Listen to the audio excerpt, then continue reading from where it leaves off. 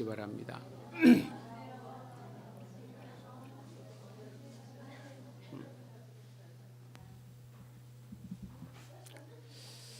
네, 계속해서 우리 이제 사도행전 보도록 하겠습니다. 사도행전 5장 17절에서 28절입니다. 오늘은 복음의 영향력이라는 제목을 가지고 말씀을 증거하겠습니다. 교회 역사상 최초의 교회였던 예루살렘 교회, 우리가 지금 그 예루살렘 교회를 보고 있는데요. 초기에 있어서는 개척한 지 얼마 안 되는 그 시기에 있어서는 분명히 굉장히 아름다운 출발을 경험했었습니다. 그런데 본격적인 성장을 경험하기 시작하면서부터 본격적인 박해가 시작되었죠. 그 첫 번째가 사도행전 3장에서 본 거라면 이제 두 번째 핍박을 이제 오늘 본문에서 보시게 되는 겁니다. 자, 이 두 경우의 공통점이 있어요. 뭐냐면 예루살렘 성전의 지도자들인 사두개파가 사도들을 핍박했다라고 하는 것입니다.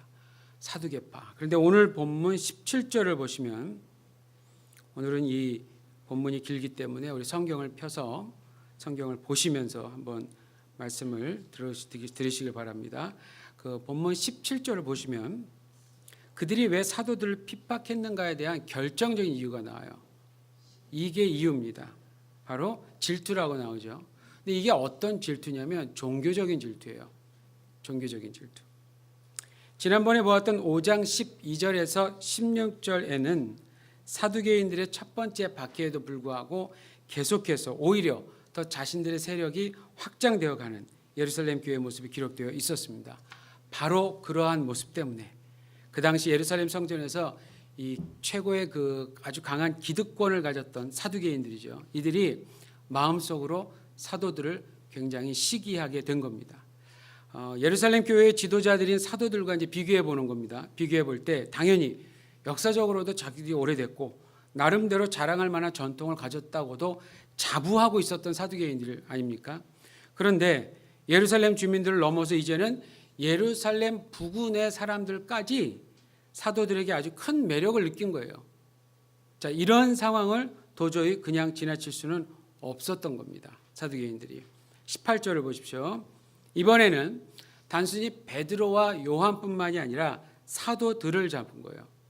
모두가 다 잡힐 것 같아요. 사도들을 잡아서 감옥에 가두어 둡니다. 왜냐? 다시 재판을 열어서 사도들에게 엄중한 처벌을 가할 그런 의도로 가두어 두었겠죠. 자, 그런데 과연 그들의 뜻대로 이런 일들이 순조롭게 진행될 수 있었을까요? 여러분 19절 보십시오. 놀라운 일이 벌어집니다. 주의 사자라고 나오죠. 네, 주의 사자. 이 사실은 주의 사자라고 표현하는 이 표현은 사실은 구약 성경에 자주 나오는 표현이에요. 그러니까 어떤 의미를 주로 갖냐면 첫 번째로 주로 하나님의 임재를 상징하는 데 사용되는데, 그래서 암시적으로는 하나님이 자신의 백성과 함께 계시다라고 하는 중요한 사실을 말해주는 데 사용되었고요. 두 번째는 이들은 주로 하나님의 특별한 메시지를 전하는 역할을 감당했었습니다. 특별한 메시지. 그리고 세 번째인데요. 때로는 기적을 행하는 일에도 사용이 됐어요. 자, 그런데 그러한 일들이 오늘 다 일어나는 겁니다. 사도들이 갇혀 있는 곳으로 직접 왔죠. 사도들이 갇혀 있는 그 감옥의 문을 직접 열어줬죠. 그리고 그 사도들을 밖으로 끄집어내요. 이렇게 직접 끄집어냅니다. 이건 당연히 인간의 언어나 논리, 그다음에 과학으로도 설명할 수 없는 초자연적인 차원입니다. 이것만 봐도요, 여러분, 우리가 이 물질적인 세상에 살고 있지만 초자연적인 현상, 차원의 일들은 얼마든지 있습니다. 하나님은 그렇게 역사하세요. 오늘 본문에도 그렇게 기록되어 있는 겁니다. 그리고는 이제 20절을 보십시오. 20절을 보시면 주의 사자가 하나님의 메시지를 전하고 있어요. 간단히 말씀드리면 성전에 가서 복음을 전하라입니다. 그런데 오늘 이 주의 사자가 전한 이 메시지를 유심히 볼 필요가 있습니다. 이 명령 속에는 몇 가지 중요한 포인트가 있기 때문입니다. 첫 번째는 성전으로 가라 하셨다는 점이에요. 성전.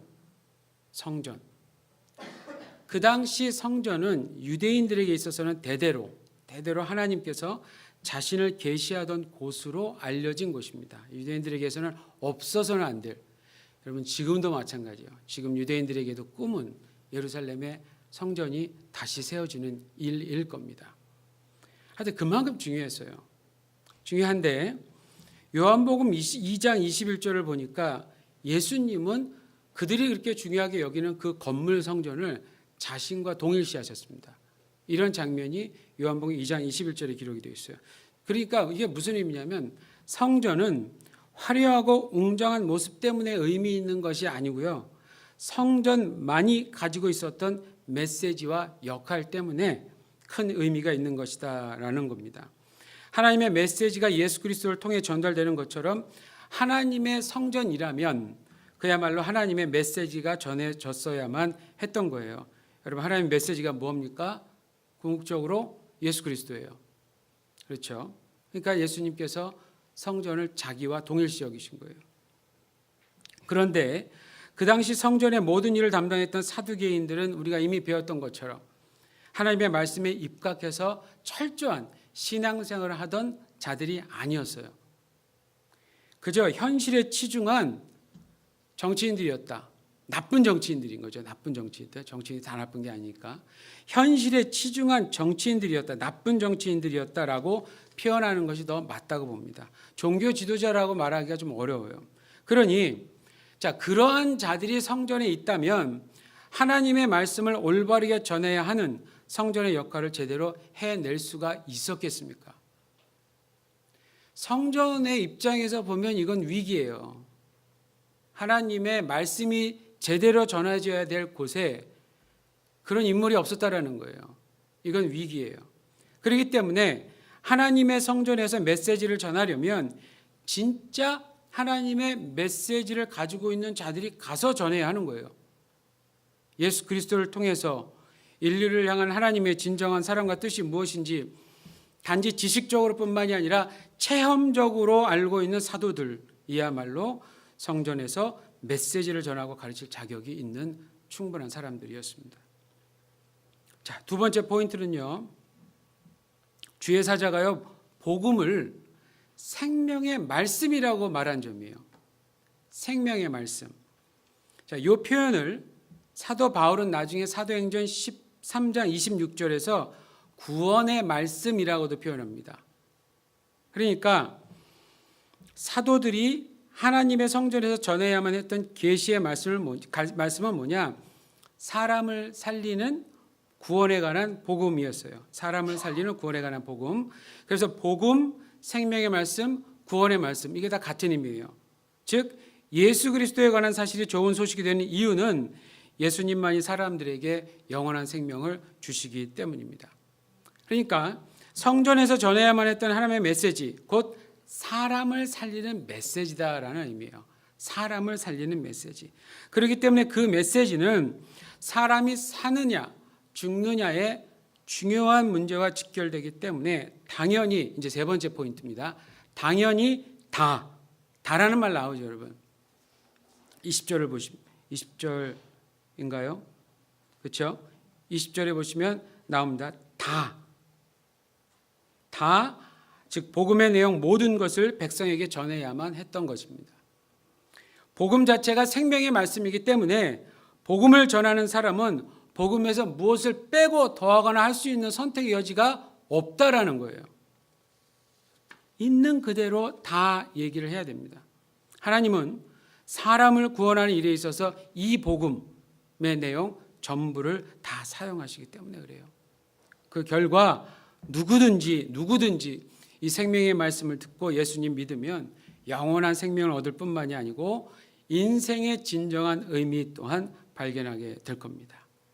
자, 이러한 포인트가 지금 이 짧은 말 안에 있는 겁니다. 자, 그러한 중요한 메시지를 가진 사도들이 감옥으로 나왔잖아요. 해가 뜨기도 전에, 즉 성전의 문이 열리자마자 바로 성전으로 달려간 겁니다. 21절이에요. 그 당시에는 새벽에 성전에서 예배드리는 자들이 있었다고 그래요. 요즘 이제 여러 교회에서도 새벽 기도 모임 같은 거 하는 것처럼 새벽에 해가 뜨기 전에 성전에 와서 예배드리는 자들이 있었다고 그럽니다. 그러니까 일찍부터 문을 열었어요. 그러니까 새벽부터 사람들을 성전에서 만날 수가 있었죠. 자, 주님의 명령을 받은 사도들이 그 명령에 순종하기 위해서 마치 호랑이를 잡으려면 호랑이 굴에 들어가야 하는 것처럼 사두개인들이 장악하고 있었던 그 성전으로 다시 들어가는 거예요. 다시. 그리고 사두개인들은 아직 일어나지 않았어요. 이 새벽이니까. 일어나지 않은 시각부터 사도들은 계속해서 열심히 생명의 말씀을 또 가르치기 시작한 겁니다. 자, 이제 아침이 됐습니다. 해가 떴어요.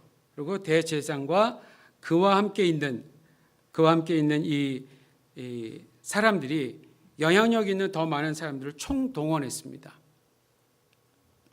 당연히 감옥에 있을 거라고 생각했던 사도들을 데리고 오라고 사람들도 보냈어요. 여러분 22절하고 23절 보십시오. 사도들 아마도 이때에 이제는 바리새인들도 같이 있는 겁니다. 그렇게 좀 봐야 됩니다. 사두개인들뿐만 있는 건 아니에요. 더 많은 사람들 동원했기 때문에. 자, 22절에서 23절 보시면 사도들을 데리고 오라고 사람들을 감옥에 보냈는데 그들이 가서 보니까 감옥에 사도들이 없었어요. 그리고 다시 돌아와서 대제사장께 하는 보고의 내용이 23절입니다. 옥문은 단단히 잠겨 있는 것을 확인했고 옥 앞에서 지키는 사람들이 서 있는 것도 확인을 했고 그리고 직접 문을 열고 들어가 보기도 했어요. 그런데 사도들은 단 한 사람도 없었어요. 그러한 보고를 듣는데 24절을 한번 보시면 성전 맡은 자와 제사장들이 당황하는 모습이 나옵니다. 어찌할 줄을 모르는 거예요. 왜 그러냐면 여러분 성전 맡은 자, 지난번에도 한번 말씀드린 적이 있는데 성전 맡은 자는 감옥에 누군가를 잡아두는 일에 있어서는 1차적인 책임이 있는 자입니다.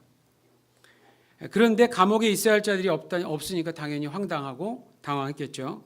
무엇보다도 이 성전 맡은 자는요, 성전 이곳저곳을 다 아는 사람이고요. 그리고 감옥에서 어떠한 방법으로 죄수를 가두어 두는지를 누구보다도 잘 알았던 사람이에요. 그렇기 때문에 자기들 생각에는 문도 잠겼지, 문을 지키는 사람들도 그대로 있지, 그러한 상황에서 사도들이 없어졌다라는 것은 도저히 있을 수 없는 일인 겁니다. 근데 없어졌다니까 매우 충격이 컸겠죠. 바로 그때 25절을 보니까 어떤 사람이 새로운 보고를 하는 겁니다. 근데 이 사람을 가만히 생각해 보면 그 전날에 성전 지도자들이 사도들을 옥에 가둔 사실을 알고 있었던 사람이에요. 근데 분명히 그걸 봤는데 다음날 아침에 성전으로 와보니까 성전에서 옥에 있었던 사도들이 백성들을 가르치고 있는 걸 본 거예요.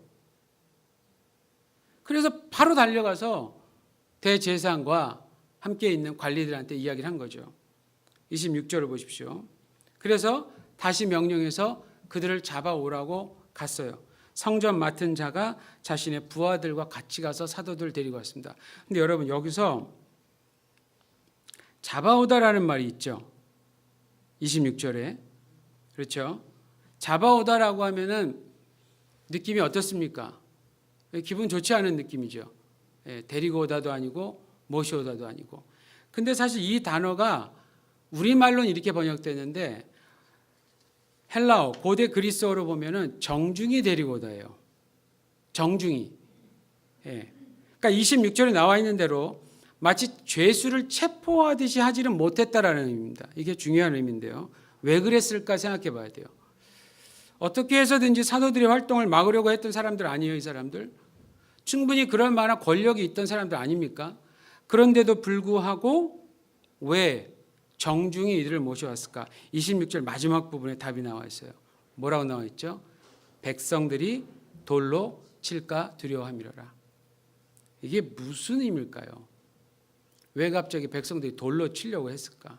그러니까 이제 드디어 성전의 지도자들이 확실히 알게 되는 한 가지 사실이 있어요. 예루살렘 백성의 마음이 사두개인들이 아니라 온통 사도들에게로 쏠린 거예요. 단순히 마음뿐만이 아니라 이제는 사도들의 편이 된 것처럼 그렇게 보인 겁니다. 아니, 그렇게 됐어요. 정작 예루살렘의 주인 노릇은 사두개인들이 한 것 같았는데 정작 사람들은, 백성들은 사도들을 쫓아갔다라고 하는 거예요. 그래서 성전을 지키고 있는 군대의 가장 높은 자가 어떻게 하느냐? 예루살렘 주민의 눈치를 보면서 사도들을 정중히 데리고 오는 겁니다. 이왕이면 같이 가시죠. 귓속말로 했을 것 같아요. 귓속말로. 그냥 팍 잡아주지 못하고 가시죠. 지금 이게 영향력입니다, 여러분. 이게 얼마나 대단한 영향력인지를 우리가 좀 봐야 되는 거예요. 그래서 이제 27절 보세요. 사도들이 공회 앞에 섰습니다. 이 공회가 뭐냐면 최고 법원이에요. 최고의 법원 기관. 여기에 딱 섰는데, 근데 여러분 여기서 가장 인상 깊은 장면이 뭐냐면 이 사도들이 성전 맡은 자와 부하들의 요구에 순순히 응했다라고 하는 겁니다. 비록 예루살렘에 살고 있던 수많은 사람들이 사도들을 지지하고 나섰지만 정작 사도들은 사람들의 세력을 의지하거나 혹은 폭력을 사용해서 대항하지 않았다라고 하는 점입니다. 왜냐? 사도들에게는 정치적인 목적을 위해 복음을 전하려는 의도가 하나도 없었기 때문입니다. 사도들에게는 오직 하나님의 뜻에 순종하기 위해서 생명의 말씀 그거 하나 전하는 것뿐, 그게 목적이었어요. 요즘 목사님들 세계에는 본인 스스로 정치 목사라고 얘기하는 분들이 있습니다. 그건 되게 오래됐어요. 진짜 오래전부터. 근데 나름대로 그분들이 목표가 있고 뜻이 있고 나름대로 그분들 나름대로는 선한 뜻이 있다는 거 여러분들 아십니까? 그러니까 나름대로 그런 정치 분야에도 하나님의 복음으로 영향을 끼치겠다라고 하는 어떤 선한 의도는 분명히 가지고 있어요. 그럼에도 불구하고 우리가 오늘 말씀으로 확인을 할 때 사도들은 그렇게 안 했다라는 거예요.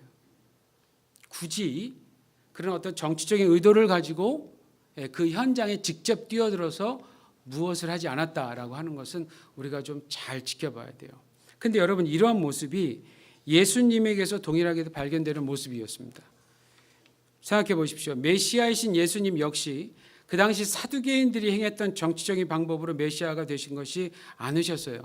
예수님은 이 땅의 샬롬, 즉 평화를, 진정한 평화를 회복시키려고 하시는 아버지 하나님의 뜻에 순종해서 억울하게 십자가에 달려 죽으실 때까지 단 한 번도 폭력을 사용하시거나 반항하신 적이 한 번도 없으셨습니다. 여러분 기억하십니까? 십자가에 달려 돌아가시기 전날 밤 예수님께서 체포되시는 순간에 옆에 있었던 베드로가 했던 행동 기억하세요? 칼로 예수님을 체포하려는 어떤 군인 한 명을 쳤는데 귀가 잘려졌어요. 그 칼 어디서 나타난 칼인가요? 그 칼이 갑자기 하늘에서 뚝 떨어졌을까요? 예수님을 체포하려고 하니까 미리 갖고 있었죠. 미리 갖고 있었던 거예요. 미리 준비했던 칼을 꺼냈고 예수님을 체포하려는 군인을 그냥 쳤어요. 귀가 잘렸으니까 망정이지. 그게 다른 데 찔렸다고 생각을 해보세요. 그 그림이 얼마나 정말 엉망진창이겠어요. 근데 그 다음이 더 황당했어요. 근데 주님은 베드로한테 고맙다라고 그랬나요? 어이구 너 때문에 살았다. 이렇게 얘기하셨나요? 아니에요. 오히려 베드로한테 막 뭐라 하셨어요. 막 뭐라고 그러셨어요. 베드로 되게 무안했을 것 같아요. 그렇죠? 그러고는 또 그 자리에서 귀를 다친 그 군인의 귀를 완전하게 다 고쳐주시는 거예요. 혼란한 가운데. 이게 베드로와 예수님 너무나도 대조되는 장면 아닙니까? 우리의 생각과 예수님의 생각 너무나 대조되지 않을까요? 그렇습니다. 하늘의 뜻을 둔 사람은요 땅의 일로 자신의 목표를 절대로 타협하지 않아요. 절대로 타협하지 않습니다. 하나님의 뜻을 잘 아는 사람은요 세속적인 방법으로 그 뜻을 이루려고 하질 않아요. 왜? 그럴 필요가 없으니까. 아니 하늘의 뜻이 자기한테 있는데 뭐하러 그 위대한 뜻을 버리고 땅의 것을 굳이 주워서 그걸 할까요? 사도들은요 자신들의 주이신 예수님처럼 이제는 정말 모든 면에서 그분을 닮으려고 최선을 다하고 있는 것을 우리한테 보여주고 있어요. 여러분 이제 마지막으로 28절을 보십시오. 최고의 법원 앞에 선 이 사도들에게 대제사장이 묻는 겁니다.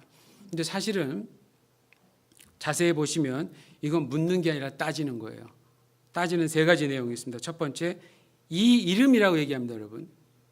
우리 예수님을 이 이름 이렇게 얘기해요. 아직도 절대로 이름도 안 밝히려고 그러고, 이 이름 너희가 가르치고 있는 예수에 관해 가르치지 말라고 분명히 말했다라고 하는 거고요. 첫 번째가. 두 번째는 그런데 너희들은 계속해서 가르쳤고, 그 다음이 중요해요. 예루살렘에 있는 수많은 사람들이 큰 영향을 받았다. 이게 두 번째예요. 그러니까 얼마나 심각성이 있는가, 그들 입장에서는 그걸 아는 거죠. 세 번째, 너희들은 예수를 죽인 책임을 우리한테 돌리려고 하고 있다. 이게 세 가지예요. 자, 법원에서 지금 대제사장이 사도들에게 따진 내용이 요 세 가지입니다. 이게 오늘 본문입니다. 여러분 어떻게 생각하십니까? 지금 대제사장이 말하고 있는 내용에서, 이러한 상황에서 우린 지금 무엇을 깨닫고 생각할 수 있을까요? 오늘 본문에 기록된 사건에서 우리는 당시 예루살렘 교회가 지녔던 영향력의 범위에 대해서 가늠해 볼 수 있는 겁니다. 아까 말씀드린 것처럼 5장 15절에서 16절을 통해서는 당시 의사들이 고칠 수 없었던 병들을 사도들이 치유사역을 통해서 고쳤던 장면이었거든요. 그걸 보면서 우리가 예루살렘 교회의 사역의 범위에 대해서 생각해 봤어요. 근데 이번에는 그들의 영향력의 범위. 예루살렘 교회 지도자들은 그 당시 예루살렘과 예루살렘 부근에 살고 있었던 사람들의 가장 필요한 부분이 뭔지를 알고 그걸 채워주고 있었던 겁니다. 그런데 그 교회 지도자들은 단순히 사람들의 아픈 것만 치유해 주는 것으로 만족해 하지는 않았어요. 왜냐? 그들에게는 더 중요한 사역이 있었기 때문입니다. 그 중요한 사역이 뭐냐면 바로 하나님의 말씀을 정확하고 다 전하는 일이었습니다. 정확하고 다. 실제로 사도들은 하나님의 말씀 전하는 사역을 아주 잘하고 있었어요. 그런데 그 진리의 말씀을 전하면 전할수록 한쪽에서는 알레르기 반응을 하는 단체가 있었어요. 그게 바로 사두개인들이었습니다. 성전의 지도자들. 이 사도들의 가르침을 어떻게 해서든지 막으려고 했던 그런 사람들이었어요. 이미 말씀드린 것처럼 그들은 성전의 지도자들이 되었지만 성전에서 해야 할 임무를 망각했던 자들이었습니다. 생명의 말씀이 있어야 할 곳에서 오히려 자신들의 죽은 전통을 더 의지하고 있었던 사람들이었어요. 죽은 전통. 근데 이제 성전의 주인이신 예수 그리스도께서 보내신 자신의 제자들, 사도들이 바로 그 성전에서 외쳐야 할 그 메시지를 전하고 있었던 겁니다. 그러면 이 정도쯤 되면 어느 정도 마음문이 열려서 회심하는 자들도 나올 법한데, 여러분 그러지 못한 거예요. 안 와서 한 명 나오질 않는 거예요. 왜냐? 그동안 자신들이 쌓아놓은 권력과 지위, 특별히 성전에서 누릴 수 있는 기득권을 포기하지 않았기 때문이고요. 자신들이 발휘할 수 있는 권력을 총동원해서 오히려 생명의 말씀 전하는 자들의 입을 막으려고 몸부림을 치고 있었기 때문입니다. 그러니까 이 사람들은 메시아를 죽인 것으로 만족하지 않았어요.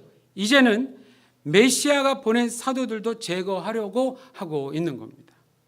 그래서 그들을 감옥에 가두어 두었고 재판을 통해서 뭔가 더 강력한 조치를 취할 의도를 가지고 있었습니다. 그러나 우리가 오늘 본문에서 본 것처럼 여러분, 과연 누가 진정한 힘 혹은 진정한 기득권을 가지고 있는 자로 보이십니까? 죽은 전통을 가지고 있었던 자들입니까? 아니면 생명, 살아있는 진리를 가지고 있는 자들입니까? 누가 더 쩔쩔매는 것처럼 보입니까? 사도들이에요? 아니면 사두개인들이에요? 생명의 말씀을 전하는 자들을 박해하면 전할수록 박해를 받았지만 반대로 생명의 말씀을 전하는 자들을 박해하면 박해할수록 자신들이 의도했던 것과는 전혀 반대의 일들이 벌어지고 있었던 거예요. 무력으로 사도들의 사역을 막으려고 했는데요. 주의 사자까지 등장한 거예요. 하다. 여러분 사두개인들이 천사를 안 믿어요. 사두개인들이 현실적인 종교인들이라 절대로 내세도 안 믿어요. 부활도 안 믿어요. 천사 어떤 영적 다른 존재가 있다는 걸 전혀 안 믿어요. 그런데도 성전의 지도자들인 거예요. 그러니 이게 얼마나 여러분 모순된 일입니까? 이게 얼마나 모순된 일이에요. 그런데 불구하고 하나님은 직접 누굴 보냈느냐? 천사를 보내신 거예요. 황당하게도 더 난처한 일만 경험하고 있는 거예요. 자, 여러분 보시기에, 우리가 보기에 누가 더 강한 힘을 가진 자로 보입니까? 여전히 사두개인들이에요? 여전히? 아니죠? 말 좀 해보세요. 아니죠? 그냥 보다가 답답해 미쳐 죽을 뻔했다니까요.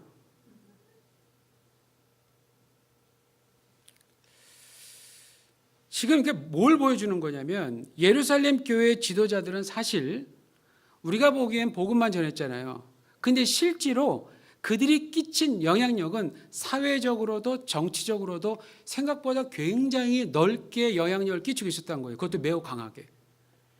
근데 그 일부러 그런 건 아니에요. 일부러 처음부터 기도할 때 뭐 사두개인들을 어떻게 하고 뭐 이런 건 아닌 것 같아요. 다만 하나님의 공의와 진리가 선포되는 생명의 말씀을 제대로 다 전하다 보니까 자연스럽게 불의한 모습들이 하나하나 드러나는 거예요. 예수님께서도 공생의 사역 기간에요, 하나님 나라의 복음을 당연히 전하셨어요. 그런데 예수님도 전하면 전하실수록 한쪽에서는 복수의 칼을 갈고 있는 그룹이 있었습니다. 그게 누구냐면 바리새인들이었어요. 사두개인들이 주로 성전을 관리했다면 바리새인들은 주로 하나님의 말씀을 관리했습니다. 말씀을 가르치는 사람들이었어요. 그런데 그 당시 바리새인들 역시 왜곡된 해석을 가지고 하나님의 말씀을 죽은 전통과 규칙 속에 가두어두는 큰 잘못을 저지르고 있었습니다.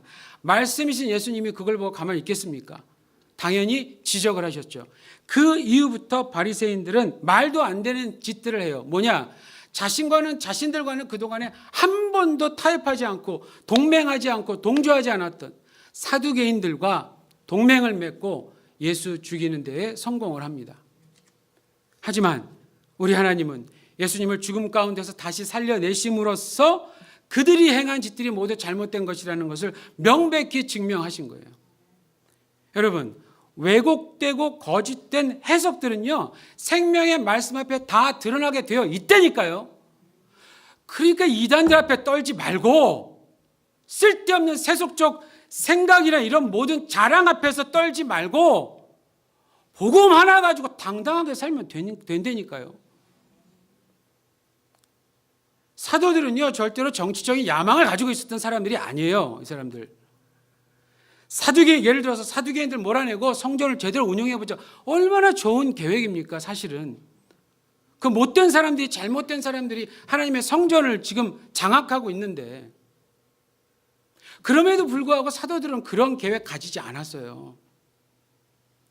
제대로 운영해 보겠다는 계획 가진 것이 절대로 아니었어요. 단지 복음을요, 생명의 말씀, 구원의 말씀으로 인식하고 신중하고도 세심하게 그리고 담대하게 전한 결과 그 복음 안에 있는 생명의 능력이 진짜 힘을 발휘한 거예요, 여러분. 힘을 발휘해서 죄로 부패한 그 당시 성전의 지도자들의 불의를 하나하나 드러내고 있었던 거예요. 진짜가 등장했기 때문에 더 이상 가짜가 판을 치지 못하게 된 겁니다. 복음에는 인간의 삶의 모든 영역에서 가짜가 무엇인지 폭로하는 기능이 있습니다, 여러분. 그렇기 때문에 어떻게 해야 됩니까? 우리 역시 그 복음을 온전히 알고 제대로 그리고 다 전해야 되는 거예요. 그러니까 저는 여러분들에게 정말로 바쁜 거 이해합니다. 정말 우리 중에 안 바쁜 사람이 누가 있어요? 이 세상에 안 바쁜 사람이 누가 있어요? 백수도 바쁜데. 백수도 바빠요.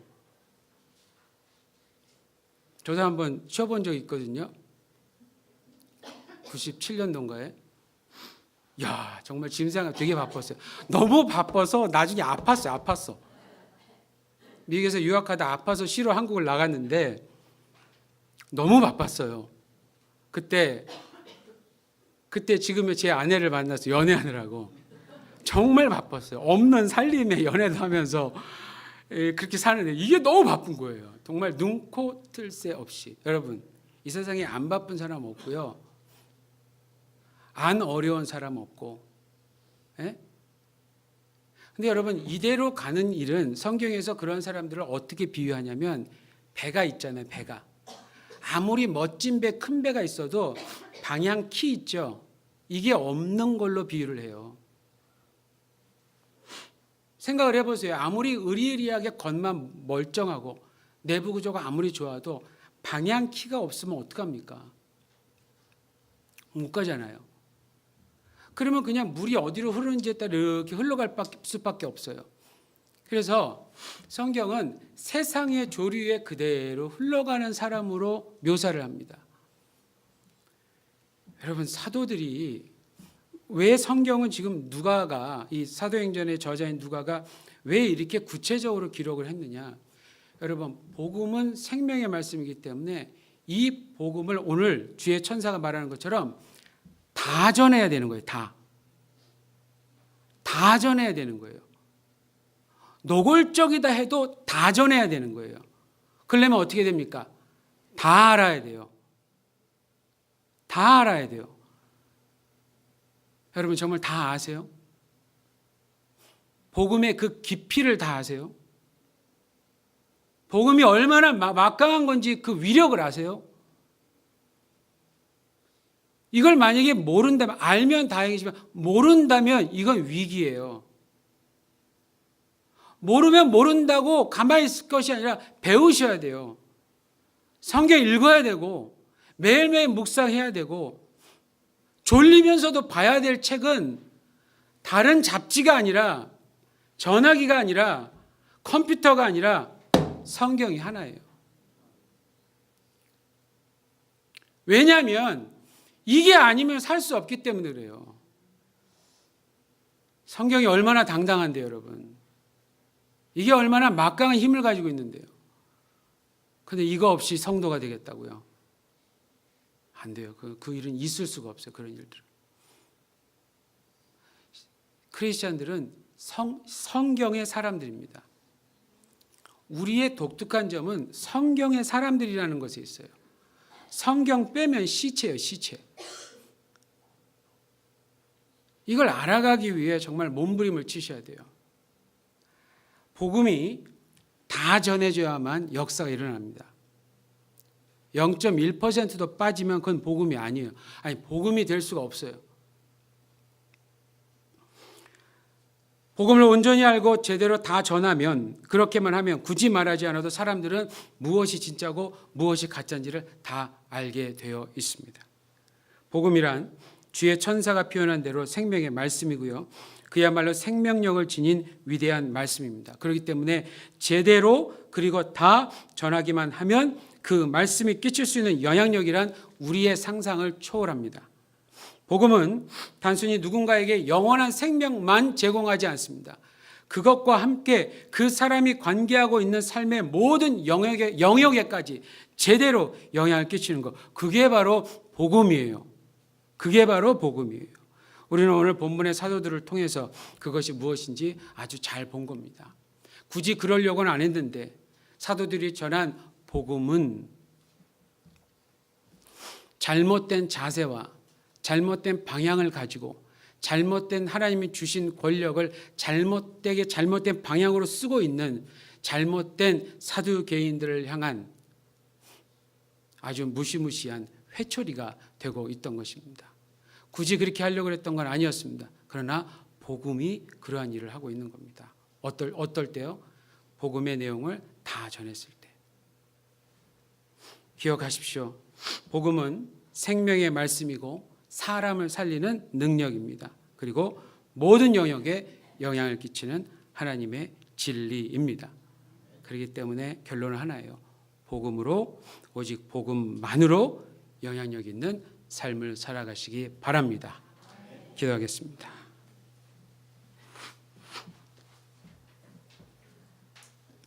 구원의 주님,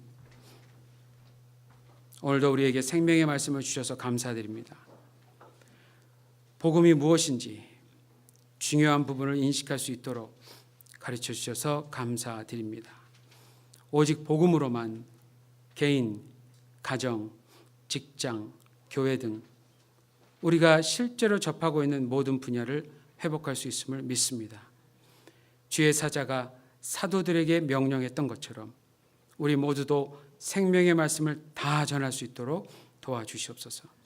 진리의 복음으로 인해 모든 거짓된 것들이 드러나게 해주시고 오직 주의 사랑과 의가 가득한 교회와 가정과 직장과 사회와 그리고 나라가 되게 하여 주시옵소서. 감사드리며 예수님 이름으로 기도하옵나이다. 아멘. 다 자리에